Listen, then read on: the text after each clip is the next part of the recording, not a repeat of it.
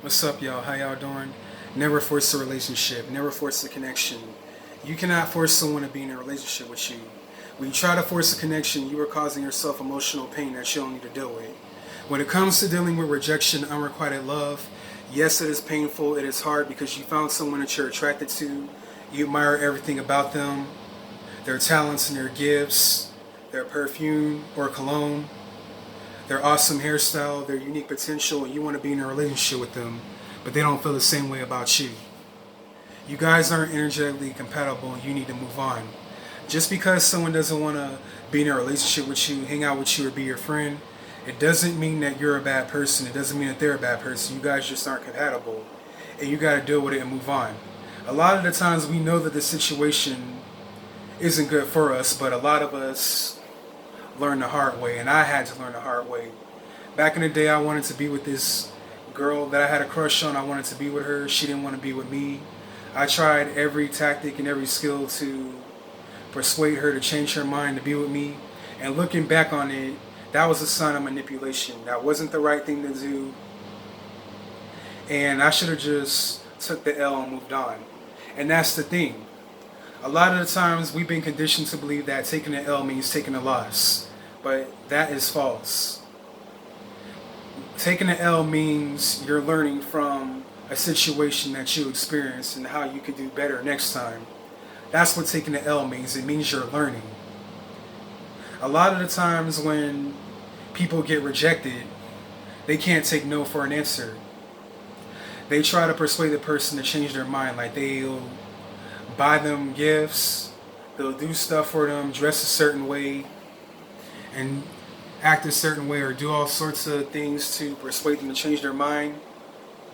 And some people are very skilled at that. Some people have that sexual flirtatious energy where they can get anybody to do anything that they want for them. And I don't recommend anybody doing this because that is a sign of manipulation. And I know that some of you that are watching this video have either done this or thinking about doing this, and I'm here to tell you that that's not a good idea. When someone tells you that they don't want to be with you or that they don't want to hang out with you, you got to respect their wishes and move on. Yes, dealing with rejection, unrequited love is painful. It is not an easy feeling.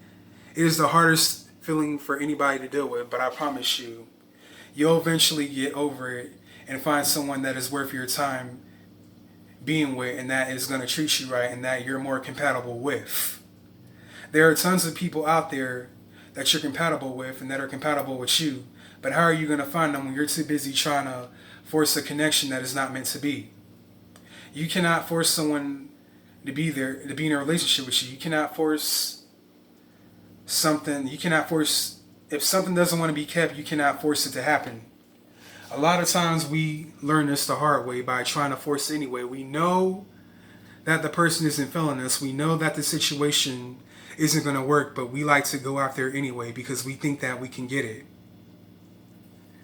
In the meantime, you're wasting your time chasing after something that is running away from you when there are tons of people that would like to get to know you and be in a relationship with you and or be friends with you. But no, we want to go after someone that doesn't care about us, and we end up heartbroken in the process. It is never a good idea to force a connection that is not meant to be because someone's going to end up heartbroken and it's not going to be the person that's running from you. You're going to end up bitter, anger, and resentment, and it's going to take you a while to overcome that. And that is a position that you do not want to be in. Because trust me, the more you chase after something and the more you chase after somebody, that's the further you're pushing them and it away from you. What you desire desires you in return. The person probably does like you and want to be with you, but you're being all clingy, all up in their face, and you putting them on a pedestal is turning them off. So when it comes to getting to know someone or being in a relationship with, you got to calm down. You got to act neutral. You got to act like it is natural to communicate and spend time with them and do the things that you love. When you act neutral and natural and just be cool with it, be smooth, you'll feel how easier it will be for people to warm up to you and connect to you because you're being yourself, you're being natural. And when you're being yourself and you're being natural and you're acting all cool, saying that if this person wants to be with me, that's cool. And if they don't, that can't be helped. I know there are tons of other people that would like to get to know me because I'm a great catch. When you just act calm, cool, and collective and just be smooth, you don't care if you end up with this person or not, you'll attract better situations and people. Maybe that person will want to be with you, or maybe you'll attract someone better than the person that you want to be with, that you wanted. Someone that is more compatible with you will want to be with you because you're being your neutral self. But you should never put anybody on a pedestal because you're making them feel like this important person, celebrity, and they can feel that. They can subconsciously and energetically feel that. And when you do that, they're going to treat you as a servant or a fan, and you don't want that to happen. You want them to equally treat you like the king or queen that you are. You don't want them to treat you like a peasant. You want them to treat you like a king or a queen because that's what you are. Also, you gotta look at rejection as a good thing sometimes. Sometimes rejection is God's protection and redirection. The person that you wanted to be with could have been a psycho, egomaniac, or have qualities that you don't like about them. They could be abusive, emotionally abusive, narcissistic, and then you should be glad that some relationships or situations didn't work out, because if they would have accepted you, you could have been in an abusive relationship and you could have been with a narcissist. They could have verbally, emotionally, and physically abused you, and that's something that you don't need in your life. And I don't recommend anybody chasing after a narcissist. So be careful that be thankful that certain situations didn't work out, because there's someone that you don't know that is looking at you, that admires everything about you and wants to be with you. But they can't get to you because you're too busy chasing after a situation that is not meant for you. And we've all done it. I've done it. I've gone after people that didn't want to be with me.